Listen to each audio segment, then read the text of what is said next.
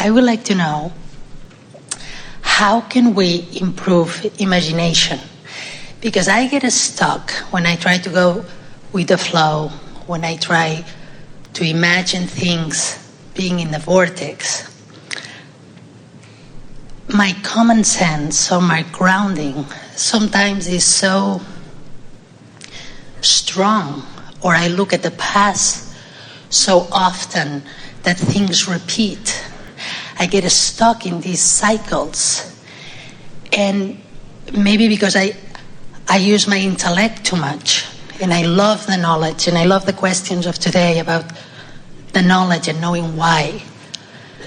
I would like to know how, being so reason-oriented, how can I improve my imagination to, when I'm in the vortex, I can really visualize and materialize better. Well, when you're in the vortex, you don't have to improve your imagination because the vortex will reveal more to you. In fact, that's what true power and mastery is making your way to the vortex and then in that vibrational attitude of then experiencing the revelation of the broader perspective. You see, you've been sifting through the contrast and you've built not something that is imaginary, but something that is real, that will begin to show itself to you. Oh, we're about to have a really wonderful conversation here, so prepare yourselves. We're going to new places with this. There are so many things we want to give to you all at once, so we're just going to slow down here and build a little bit of a basis for it.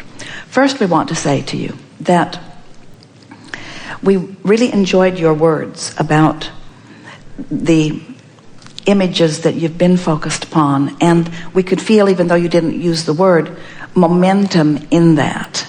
In other words, you get so good at having experiences and recalling the experiences that there is a lot of vivid imagery in memory. And the reason that there is so much vivid imagery in memory is because as you lived it, first of all, there was the thought that preceded it, and then there was the expectation of it, whether you knew it or not, and then there was the manifestation of it, and then there was the observation of it, and so all of that was the creating of a basis of imagery. So what you've lived, or what you remember, that's really vivid imagery, even though it's not happening right now. Would you agree? Imagery meaning imagination. You're using imagery. You're not seeing it. You're not observing it. It's imagery because it has a vibrational basis that is practiced. This is a good conversation, isn't it? So now let's add to this conversation the word specific, because you lived it and you've talked about it and you've remembered it. There's a lot of specifics that are going on there, so that makes the momentum of that vibration even stronger. So then you're saying, I would like some positive imagery, or some different imagery, or some motion forward imagery, something different than perhaps what I'm living or what I've lived. And we say, and isn't it logical that you can't make that jump, because the specifics of this is so strong that when you attempt to pick up the stick and go to this end of it, instead you go to the end of it that is the most active. And then it feels to you like you're struggling to find the imagery. Then you said something really interesting about, if I go to the vortex, how will I improve my imagery? And we want to say to you that the work is just to go to the vortex. The work isn't to find the specifics so that you can get to the vortex. The work is to diminish the specifics that are keeping you out of the vortex. The vortex will take you in, and then the specifics will ensue. Now it comes back to what we were talking about earlier. You take those specifics and you make them more general. So let's do that. Let's take some of the specifics that you were talking about, speak them specifically, and we'll make them more general and show you what we mean. Like, for the last 10 years, I've been in jobs that I've been not too happy. All right, did you hear the specifics of that? 10 years, jobs, not happy. Painted a pretty specific picture, didn't it?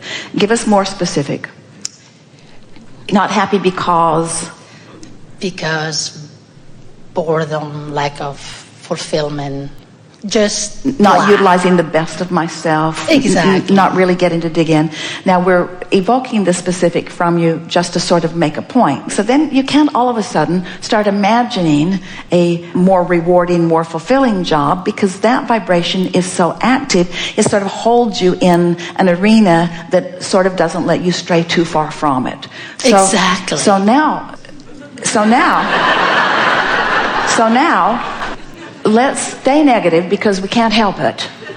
Yeah. But let's be more general in our negativity. So now try to make some more general statements.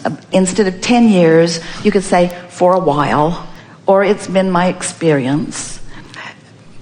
Well, I don't know. This is why I think I need the imagination, because it's just I'm stuck there. But you see, what we want to help you to do is slow the vividness and the specificness, probably not a word, of that, slow it down by making it more general. So, for example, rather than saying, for the last 10 years, I've sort of been stuck in these jobs that are really not rewarding, and they don't really understand who I am, and nobody's really offering me enough to really get the best from me. And then because I'm not happy, I'm not giving my best, and then I'm sort of all balled up in all of that. And when I wake up in the morning, I really don't want it. Now, we're deliberately staying specifically negative to make a point. So that gets you nowhere, and you can't get specifically positive from there. So then you just get generally negative. I'm not having a good time at work. That's more general. Don't really want to go. Sure wish I could find something that felt better. I'd like to feel good at work. Now, the word boredom was good because it's sort of general. You weren't talking about specifically what you're bored with, but the word boredom is an emotional word. Usually when you use an emotional word, you've gone more general. I'm sort of bored at work. I don't feel very fulfilled. It's more general. It's less specific. Can you feel it? Yeah. Now, let's stay there negatively and general for a little while. It's just not very fun. It's got to be something better for me. I don't really know where to find it. Still negative, less specific, so it has less drawing power. It'd be nice if I could find something that was better suited to me. I know that it must be out there. It has to be. Now you might vacillate back and forth. It must be out there, don't know how to find it. But it must be out there, don't know how to find it. But still, it's general. Everybody is not in their perfect job. There are a lot of people that are doing less than what they really want to do. I think we all have potential for more. There's always more there for me. It's not necessary that I find it right now, immediately, but it would be nice. Yeah. I'm looking forward to it. I like spending such a big part of my life doing something that feels more satisfying. I do believe that it has to be there, and that eventually I'll find it. And I certainly do not feel that like I'm out of time. I have the patience to allow it to come. And I do think that in all of my not enjoying what I've been doing, that I probably have put plenty of good stuff into my vortex. So I imagine that there's stuff queued up there for me, probably more than I even realize.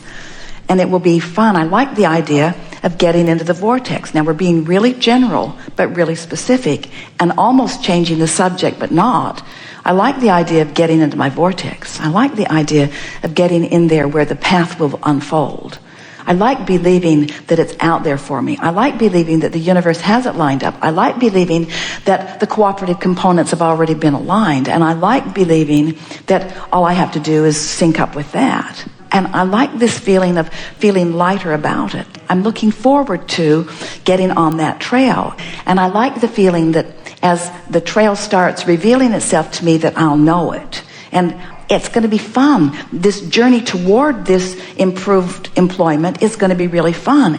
And I'm not sure I'll ever find the perfect work. I think I'll just always be on my way to the improvement, on my way to the improvement. And there's something nice about always being on my way to the improvement that sort of diffuses the not perfection of where I stand.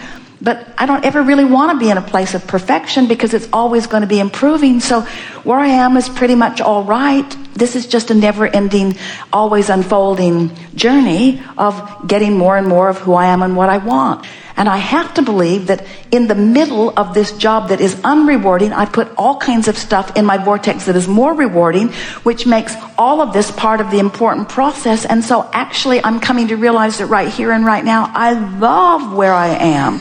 I really love where I am because it's the basis of what's coming. And who can start a journey without having a starting place? And isn't the starting place all right no matter where it is? And so I'm not even sure why I was not liking where I am. I'm not sure what's wrong with where I am. I think it's pretty much okay with where I am. Now, not a whole lot of imagination in that, because there wasn't a whole lot of working and focusing and affirming. It was just a sort of diffusing and allowing of your natural resources to take you. And it all is perfectly logical, isn't it? Did you feel it move? They felt it move because as we were speaking to you, you felt the true resonance of what you know. You see, talking about you're looking through the eyes of Source and seeing the ant on the sidewalk, hearing through the eyes of Source, knowing through the knowledge of Source, that's what being in the vortex is. It gives you clear view.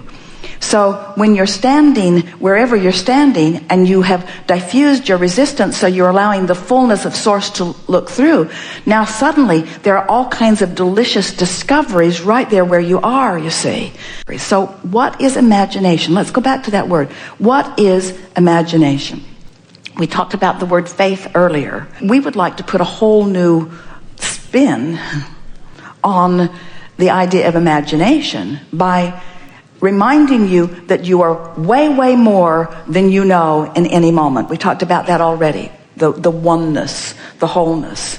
And so if you accept that there is this larger part of you that knows everything you want and knows everything you've put into the vortex and is standing there in full realization of all of it. Realization meaning full-blown vibrational manifestation of all of it, holding all of the knowledge of all of that.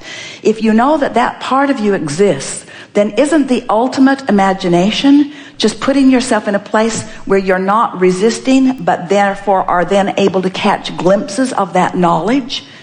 Imagination is knowledge about things not yet manifested and therefore things not yet seen. You don't have to use your imagination to look at this carpet.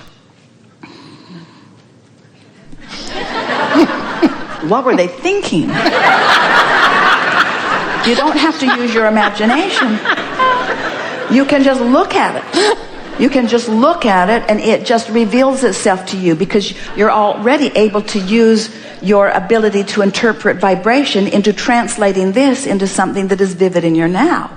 So imagination or imagery is really about finding the vibrational essence of something so that it can be translated to you, through you, in some sort of real and meaningful way.